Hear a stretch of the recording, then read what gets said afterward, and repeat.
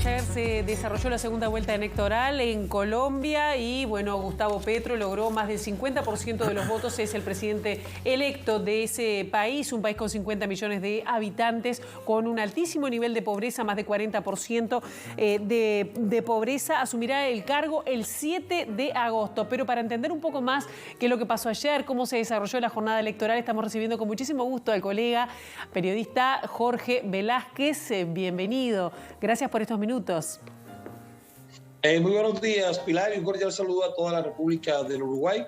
Sí, como usted lo manifiesta, ayer se cumplió la segunda vuelta de las elecciones presidenciales en Colombia. Fue elegido Gustavo Petro. Hay que decir que ayer fue un día histórico para la democracia colombiana, para el país. Por primera vez un presidente de izquierda llega al poder. Una persona que fue guerrillero por varios años en el extinto grupo guerrillero M-19. Por primera vez un presidente de izquierda entonces llega a la presidencia de la República de Colombia, y también por primera vez en la historia de este país una mujer afrodescendiente ocupará el cargo de vicepresidenta. Se trata de Francia Márquez, una mujer lideresa social, ambientalista, víctima de la violencia. Hoy es la vicepresidenta en esta fórmula con Gustavo Petro, un economista de alto reconocimiento, por muchos años en la política nacional, fue representante de la Cámara, fue senador por muchos años, y en esta es la tercera aspiración que tenía para llegar al cargo de presidente de los colombianos, y ayer se hizo realidad esto. Con una apretada, podemos decir que con unos apretados resultados, la diferencia de votos fue de cerca de 700.000 votos con su competidor, el ingeniero Rodolfo Hernández, 10.500.000 votos. Bien, Jorge, Gustavo Petro, bueno, ganó esta segunda vuelta con el pacto histórico, y en su discurso hizo muchas veces referencia a la unidad, a la paz, a la necesidad de reconciliación, en una campaña que fue muy dura, muy agresiva, por momentos violenta, en una situación además de país que, bueno, viene arrastrando conflictos de larga data, ¿no? A nivel interno. ¿Qué se espera del gobierno de Petro? ¿Habrá un gabinete integrado con distintas fuerzas, incluso de la oposición? De alguna manera Hernández le tendió la mano, pero no se sabe cuál va a ser el papel que va a jugar. Sí, bueno, son muchos los retos que tiene este nuevo gobierno. Uno de ellos, como lo manifestaba el presidente electo Gustavo Petro, tiene que ser ese tema de unidad y de reconciliación nacional. Hay que tener que la diferencia con el segundo candidato fue mínima. Entonces estamos diciendo que hay una alta polarización en el país.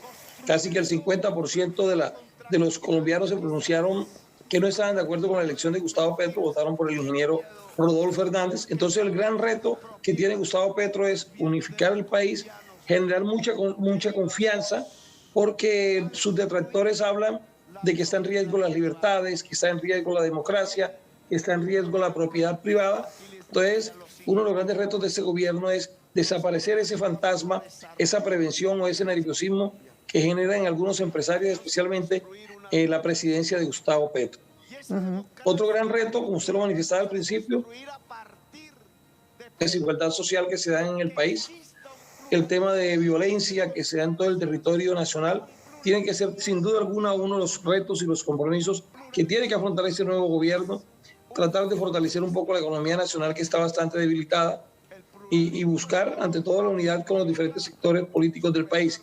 En cuanto al gabinete, se conoce poco de quiénes lo integrarían, pero Petro ha convocado a un gran acuerdo nacional en el que estén diferentes sectores políticos que ya se han venido reuniendo incluso previo a las elecciones, y de allí seguramente saldrá el gabinete, el equipo de gobierno que va a estar acompañando a Gustavo Petro y a Francia Márquez. Bien, Jorge, también Gustavo Petro dentro de las promesas de campaña, ha prometido impulsar un sistema integrado de salud universal, un combate duro a la corrupción, trabajar con el tema del petróleo, que hizo un llamamiento también a todos los países, pero se paró fuerte respecto a parar la extracción o la investigación de petróleo. Es decir, ¿tendrá los votos, el apoyo en el Congreso, más allá del gabinete que conforme, para llevar adelante esto que ha prometido impulsar? Bueno, primero empezando por el tema del Congreso de la República, creemos que Gustavo Petro va a lograr consolidar fácilmente las mayorías, teniendo en cuenta que él obtuvo como partido, que lo apoyó, 21 curules en la Cámara Alta, en el Senado de la República, y algo más de 50 en la Cámara Baja o en la Cámara de Representantes. Le toca hacer alianzas con otros partidos que ya lo acompañaron, el Partido Liberal, un partido de tradición, que muchos de sus congresistas lo apoyaron, y otros grupos independientes que también tienen asiento allí en el Congreso de la República. Entonces creemos que va a ser fácil consolidar esas mayorías en el Congreso de la República.